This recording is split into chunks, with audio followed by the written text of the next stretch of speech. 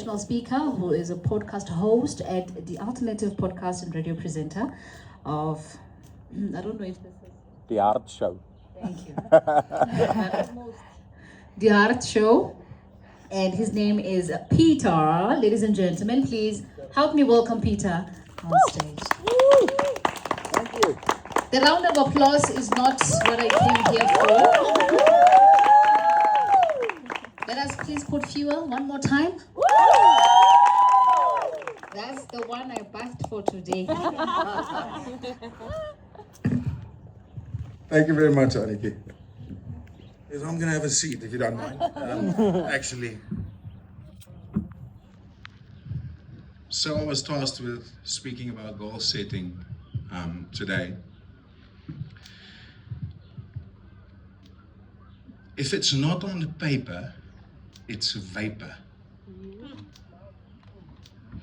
During the recording of the first season of my podcast, right before the second episode, I was looking for a location sponsor, and I met with Yaku and Brandon from Space to Grow.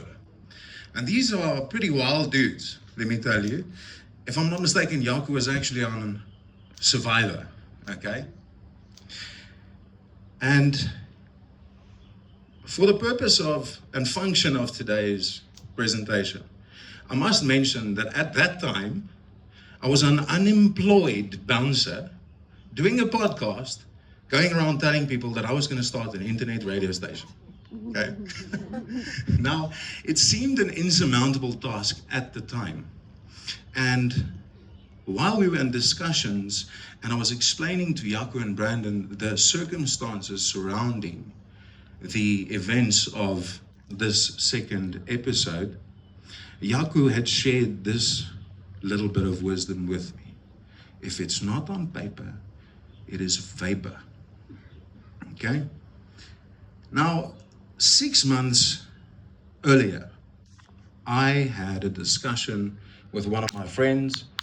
He's a rock and roller from Centurion, Rob Marks, okay? And we were having a couple of beers, and I said to him, man, I want to do a podcast. And I invited him to be in one of the episodes, and he agreed. And after that, you know how it goes. We kind of, we shared our philosophy with one another with regard to washing the dishes, actually. Now, during this conversation, we asked the bartender to give us a piece of empty receipt paper. And on this receipt paper, we wrote down exactly the structure and layout of such an episode of the podcast, overlaid with our philosophy about washing the dishes. Okay? Now, needless to say, Rob Marks was actually the second person, or he appeared in that second episode of the podcast. And we were constantly joking and laughing about how the dumbest of ideas, or in our case, the drunkest of ideas, had found its way into existence. This is to say that it doesn't matter how stupid something seems. With a little planning and a very specific goal in mind, it is almost inevitable that it will find life. We don't have to have an MBA in order to start a new business venture. What we need is a simple, basic, and specific goal that would be easy to achieve in conjunction with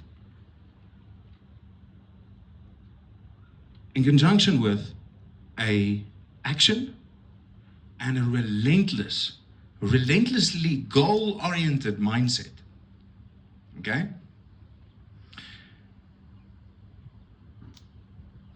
The word goal comes from Middle English, and it is of unknown origin, but it means limit or boundary. In modern terms, we tend to relate the word to the sport of football or soccer, and therefore incorrectly interpreted to mean to score, or more abstractly, to achieve a desired outcome that would indicate a better chance at winning. A better way of thinking about a goal would be like that of Michael Scofield of Prison Break. The goal is to escape prison, the boundary. It doesn't matter how we look at our goals, okay? What matters is how far we want to actually go while achieving our goals, okay?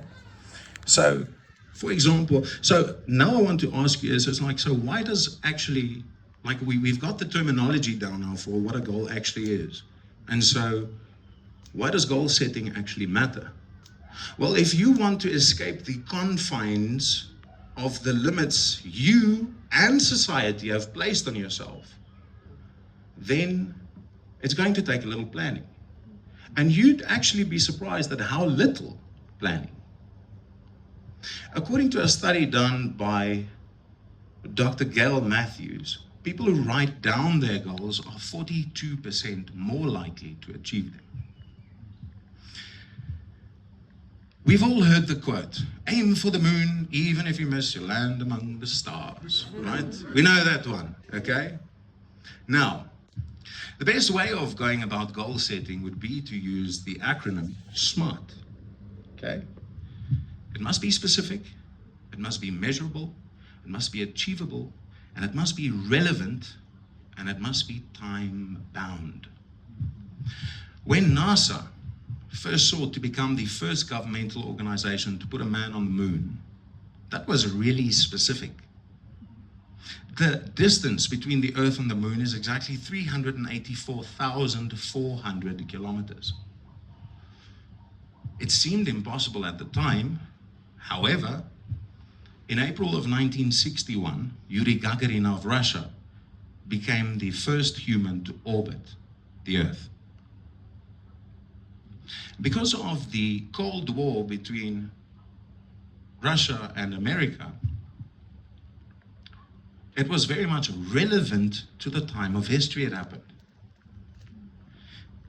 In May of 1961, exactly 1 month after Russia achieved such an incredible feat, John F. Kennedy set about the goal of becoming the first country to place a human being on the moon within this decade. On the 21st of July of 1969, Neil Armstrong became the first man to walk on the moon. Time-bound. Our goals must be specific, they must be measurable, we must be able to achieve them, and they must be realistic and time-bound. Okay? You can't be a practicing GP and now all of a sudden make the career change to become the world's best ballerina if you haven't taken a dance lesson in your entire life. It's not realistic. It's not achievable. Okay? But a more relevant goal would maybe to make the transition from a general practitioner to a veterinarian. Right? And it must be time-bound. You can't now say, okay, I'm going to make the transition from becoming a doctor to a veterinarian within 1 year of making the choice. It's not going to happen. Because you're probably going to have to take about a 1 or 2 year bridging course, and then do maybe 1 or 2 years practical, and then maybe work for somebody else in their clinic for 1 or 2 years before you'd be able to open your own clinic. Specific, measurable, achievable, relevant, time-bound. Another thing is that large goals can seem impossible to achieve, and breaking them down into smaller, more bite-sized steps can help us and go a long way for us to achieve those goals. Breaking out of a maximum security prison is no easy feat by any stretch of the imagination. In order to do that, Michael Schofield had to do a lot of planning. And he actually went about and laid those plans out in tattoo form across his body to read like a blueprint or a map. Okay? He had to do research on the structure and layout of that prison. He had to do research on the individuals working there and their habits, so that he can use that information to find gaps in the security to better be able to exploit them. And then he had to get himself into prison in order to break his brother out. Okay? Now, as useful tools to use to break our goals down would be things like to-do lists, a diary, maybe. What else is there? Project management apps. I believe there's such a thing. It's not my thing, but there's such a thing. And then obviously a vision board that is more in aligned with today's presentation, right? Now, another having a trusted friend that we can share our goals with, or a mentor, would actually help us, or goes a long way in keeping or assuring that we are accountable for our actions. Okay? And accountability is a very often overlooked tool when it comes to setting goals. Rob Marks by no means held me accountable to do the podcast, that second episode. He never once picked up the phone and said to me, "You better do the podcast the way you said you're going to do, and I'm going to hold you accountable." He never did that. Okay? Then, mentors. In our specific goal area, a mentor in our specific goal area can actually help give guidance, wisdom, and motivation, and ensure that we don't make mistakes, and they can keep us focused. We've spoken about the second episode of that first season of my podcast today, but we haven't spoken about the first episode I ever did. And on my way to the first episode, a dream that I've had for a very, very long time of my podcast, my anxiety nearly killed me, because I was on my way to meet Thabiso Kambule from Jacaranda FM to record at their studios, the first episode.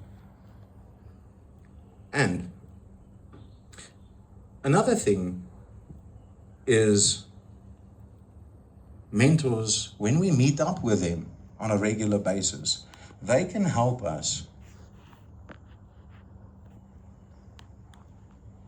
measure how far we've actually come.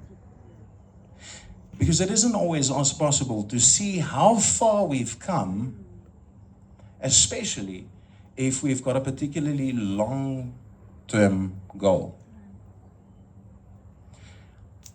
1 year later, after that first episode, first season, for the first episode of the second season of my podcast, I met up with Thabiso Kambule again. And again, we recorded at Jacaranda FM. And we spoke about what it was like having our own radio shows.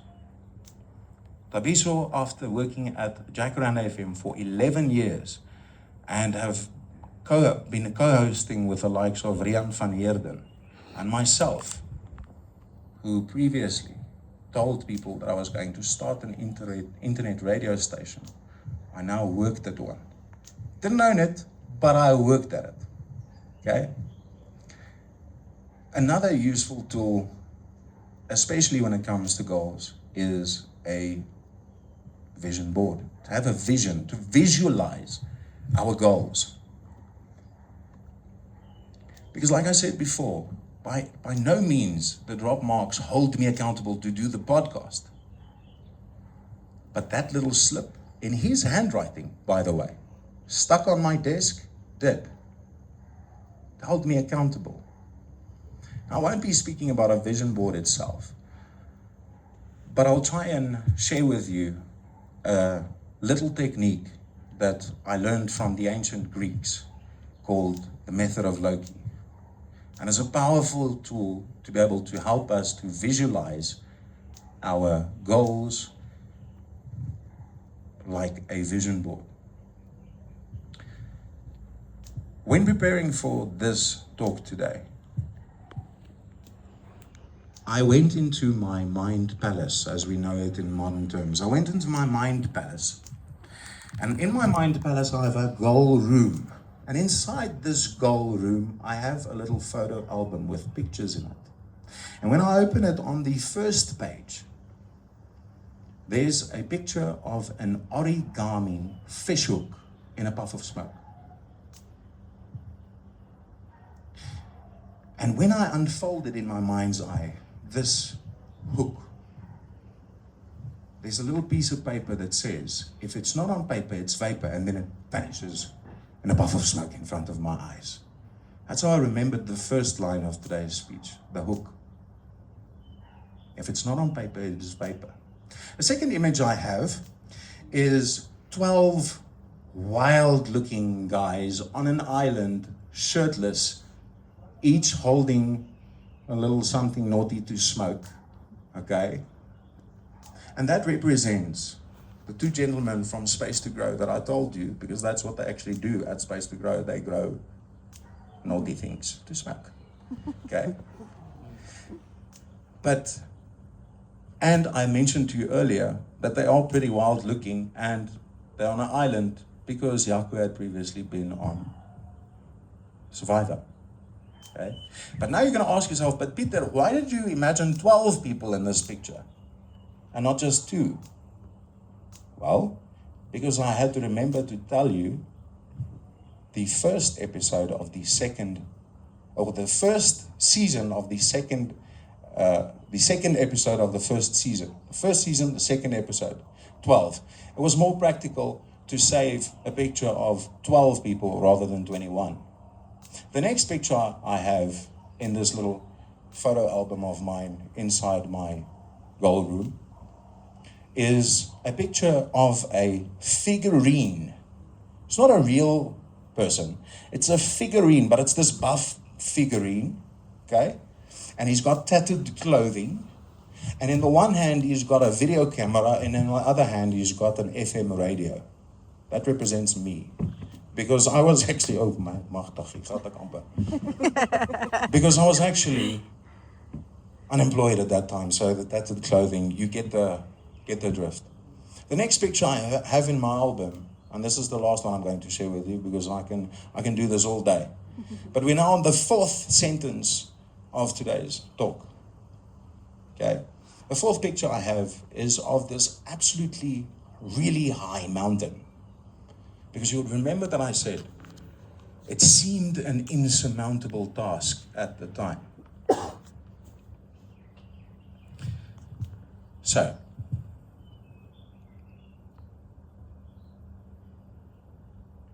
I actually cheated also today. I brought notes with me. I can actually show them to you. Would you like to see?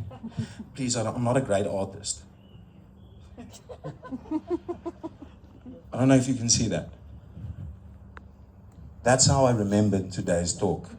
There's a picture of a fish hook, a football, a little space rocket, and a moon, and footsteps, and then this guy with a suit and 2 eyeballs.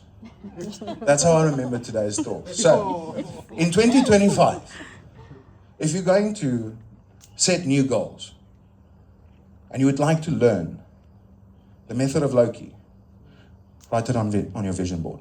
Thank you very much.